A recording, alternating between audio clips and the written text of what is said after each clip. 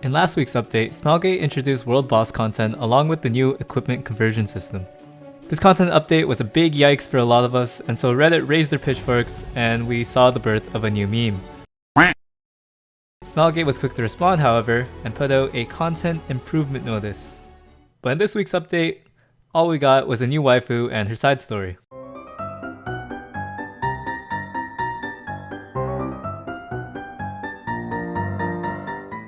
Now if you know Smilegate, when they say they're going to implement something into the game, you gotta take it with a grain of salt. These improvements may come out within the next week, the next few days, or who knows. In any case, there are many people wondering if they should tackle the conversion system right now before the changes hit so they can yeet some of those compensation rewards that Smilegate is promising.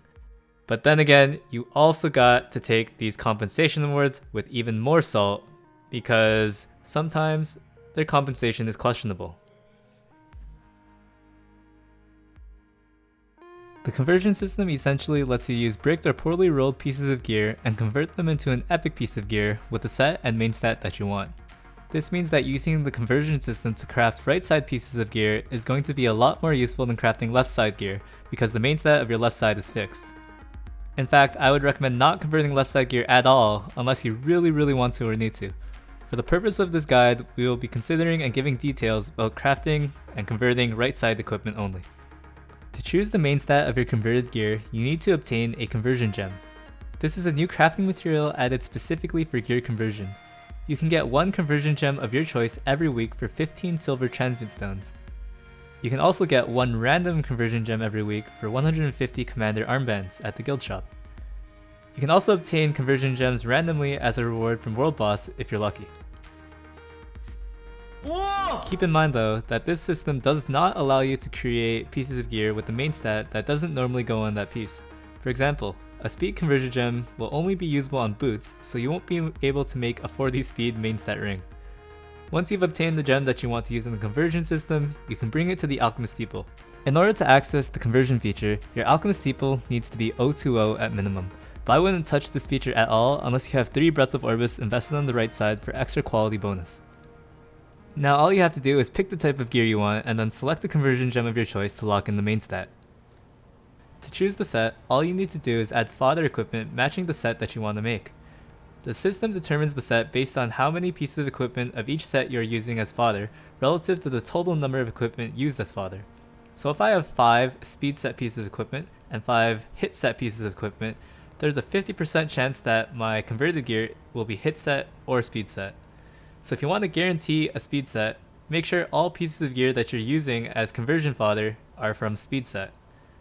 Based on my experience, I believe that item level is determined in a similar way. Just make sure you have all item level 85 gears used as fodder if you're looking to create and guarantee an item level 85 converted gear. Now it's at this point that most people realize, wait, these 10 pieces of epic gears I've been saving barely give me the minimum to convert. In order to guarantee an epic piece of conversion, this quality bar has to be maxed out. Bruh. Anyways, rarity has no effect on how much your gear increases the quality bar. This means that using this conversion system, an epic piece of gear is worth just as much as a common piece of gear. The only things that seem to affect how much quality your gear will provide is item level and enhancement level. Higher item level gears give more quality to the bar than lower item levels even at +0. But this is something we don't really need to consider because you should only be using item level 85 gears as conversion fodder to avoid RNG. For fodder, you can use bricked equipment you've tried rolling and brought to say +3, 6, 9, 12 and were disappointed by. This is a good way of filling up the bar, and I do recommend tossing these pieces in if you have enough for an epic conversion. That being said, not everyone has enough highly enhanced bricked equipment to recycle, and it's not feasible to only be using +6 or +3 bricked equipment to fill the bar because it just doesn't work. So what if you had to work from scratch? Most people will tell you that you can just enhance and toss in 2 + 15 item level 85 pieces of gear to guarantee you an epic. Well, they're not wrong, but this is not an efficient way of using the system. What if I told you that using a +15 item level 85 piece of gear along with a +14 piece of gear will also guarantee you an epic? But even this isn't efficient. These two strategies forget that even +0 item level 85 fodder give a considerable amount of EXP. And so here I present to you my recommended setup for the conversion system in its current state. With 2 plus 13 gears and 8 plus 0 pieces of gear, you can guarantee an epic given that they're all item level 85. But wait, that's not all I wanted to show. Contrary to what many people think, it's actually more efficient for you to use a rare item level 85 piece of gear as opposed to a common one, even when you take into consideration the fact that a common piece of gear requires less experience to level up. Take a look at this chart I made detailing the experience required to level up right side gear. You should never purposefully enhance a heroic or epic piece of gear from scratch for the sake of using it in the conversion system. Remember, rarity has no effect on quality when converting, and the higher rarity a gear is, the more experience and resources are required per level. You'll just be paying more for the same result. You might as well upgrade and keep good or decent heroic and epic gears instead of enhancing one just to convert. The cumulative experience at plus 13 for a rare piece of gear is 40,215, and for a common, it's 33,513. This means that there's about a 6.7k experience difference between the two at plus 13. The cost to enhance a piece of gear remains the same regardless of rarity, and it only changes based on item level. The cost also remains the same across all enhancement levels, meaning the cost of gold per experience remains the same whether the gear is plus 0 or plus 14. Using charms will cost you 10.36 gold per EXP, and using fodder equipment will cost you about 17.27 gold per EXP. This means that when you're using charms, you'll save about 69,000 gold when you upgrade a common gear to plus 13 compared to a rare. You also save about 1 greater charm and 1 lesser charm worth of experience. Now this is great if you exclude the fact that you have to buy this common 85 piece of gear from the secret shop. This costs you 270,000 gold to buy, and you're going to have to be shop refreshing quite a bit to find the equipment slot that you want with the right set. This isn't necessarily as bad as you might think, because you can pick up some covenants, some mystics, and maybe some equipment on the way, but you can save all this hassle and save some gold by upgrading a rare, which is pretty easy to get from a casual session of hunts or crafts. Going back to the plus 13 gear method, why is using plus 13 gear so much better than using plus 15? For any rarity, an item at plus 13 only has about 61% of the cumulative experience that a plus 15 piece of gear has. This means that using plus 13 gear instead of plus 15 gear, you save around 40% of the resources required to plus 15, both gold and charms. If you consider the cost of those 8 additional fodder pieces of equipment as almost negligible, since you can obtain them regularly from hunts or crafts, that's a big save. You'll be saving about 260,000 gold and about 5 greater charms per piece of equipment that you decide to leave at plus 13 instead of bringing to plus 15. Now that those calculations are out of the way, the question is, in the current state, is this conversion system worth it? Certainly the system is not for everyone, especially those low on resources.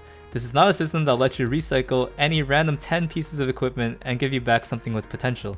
It does require a decent investment, however, with compensation being promised, I do believe some of you may want to give it a shot before the changes hit. If you're still skeptical about trying this out, let's break down the operation cost. First, let's put down some assumptions.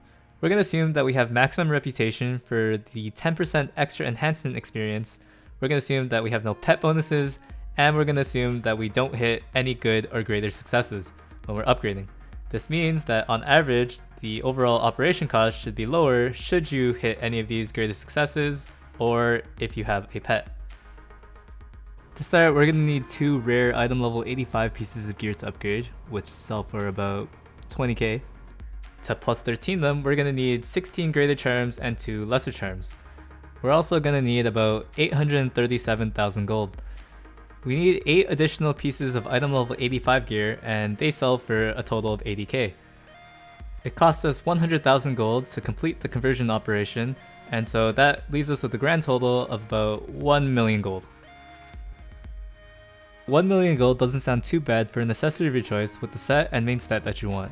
Yes, you do need accessory charms, but I think most people who have been playing the game for a while have hoarded a decent amount of ancient coins, unless you've got some next level EX gear luck, or you farm so much that you've gotten a lot of decent pieces to upgrade. On top of this, Automaton Tower is actually pretty generous with giving out a lot of accessory charms as you clear. Yes, it does eat your stamina, but I mean, you were gonna clear it anyways for another Elson at floor 100. For boot charms, you're on your own. You can just farm and use low level fodder equipment or just use your conquest points. To end off, I want to compare this conversion cost to regular crafting, and maybe you'll begin to see why this system may be worth trying out. 1 million gold can give you about 11 accessory crafts. With the epic rate of crafting set at 12%, you can expect about 1 or 2 epic pieces of gear from this. With 3 or 4 sets and 8 main stats to roll from, you have a 1 in 24 chance of that epic potentially being what you're looking for. Yes, you can luck sack, and yes, you can get some heroics and other useful pieces of gear that you might not have been aiming for, but remember, it's just 11 crafts.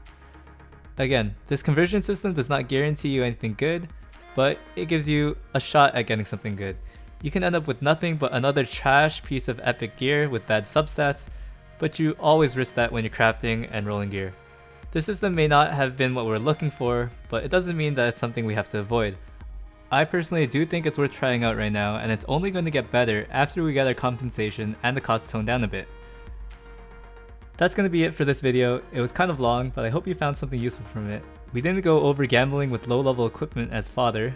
I'll be making a follow-up video after changes to the conversion system get implemented, and I'll cover that topic then. Thanks for watching, and if this is helpful and you'd like to see more of this type of content, do leave a like and subscribe. If you have any questions, feel free to leave a comment below or hop into my Discord. I'm usually chilling around and happy to talk. Until next time, see ya!